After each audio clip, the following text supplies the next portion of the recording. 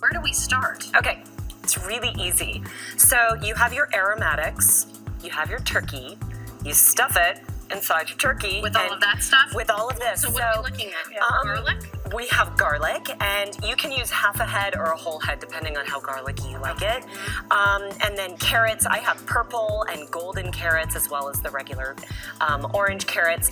And then an onion. Okay. And celery. So what's the significance of the brown bag? I'm just not grasping this concept. So when you put a turkey in a brown bag, you're roasting it in that bag. And all of the juices, everything, all of the flavor intensifies when you roast something. So you're getting like really beautiful, rich flavor. And then all of the drippings and everything just kind of helps steam and I'm roast. still confused though. Does the bag go in the oven? Because I'm picturing a flame. Yes. Right. Yeah. A big fire. So let's make it. Let's just show you how it works, all right? So I'm going to use half a head of garlic. And so here's the other thing that's nice about this roasting bag. Whatever veggies you have left over that don't fit inside, you can just scatter them around in the bag. And then...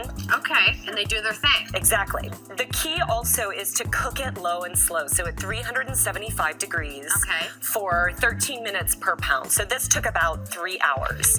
But also make sure that, you know, so the bag will burn at 475. So make sure that you take your time with this and honor the bird, honor the time, honor the process. I like that. Can you hold the bag for me? Sure. While I kind of stuff this in. hold the turkey. This is the thing.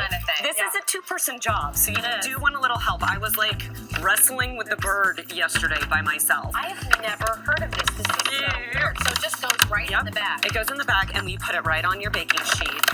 Did you have to grease the baking sheet No, or anything? Just put the bag it right on there? could not be easier. All right, I put the rest of my veggies all the way around. So and would you grab that stapler right there?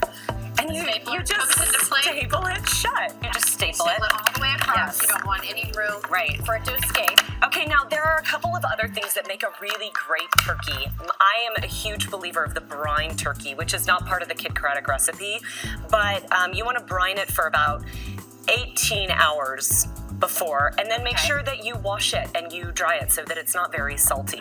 And I like to salt my bird afterwards. Oh, you know what? We did miss one step, which is to slather it all over with olive oil or butter, and I love to add herbs as well. And let me back up just because I'm not an expert in the kitchen. What does brining mean? Oh, I'm sorry. So brining is a mixture of salt, herbs like juniper, and water and sugar, okay? And what do you do with it? You put your turkey, you kind of submerge it, and it takes a little bath, and it tenderizes the meat. Like just and in a sink or something? You want to put it in like a big, it's in the hot tub. Your hot tub. Great. I like that. Is that what your dad would do? He'd put it in the hot tub?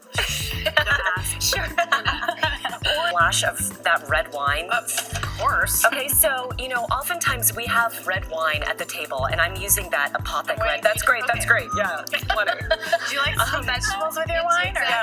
I'm using that apothic red wine, and I like blends. I love to serve blends at the table because you get like the Zin and the Syrah and the Merlot. It makes everybody happy, and it's at a good price point. But I don't feel guilty about using the leftovers afterwards to make a soup. It adds a lot of richness. You can also add it to your gravy, and you have this gorgeous soup. Mine looks a little more red than yours does. Yes, I wonder why. maybe. All right. By the way, you can find this recipe and all the other recipes on Roni's website. It's Dinner Reinvented.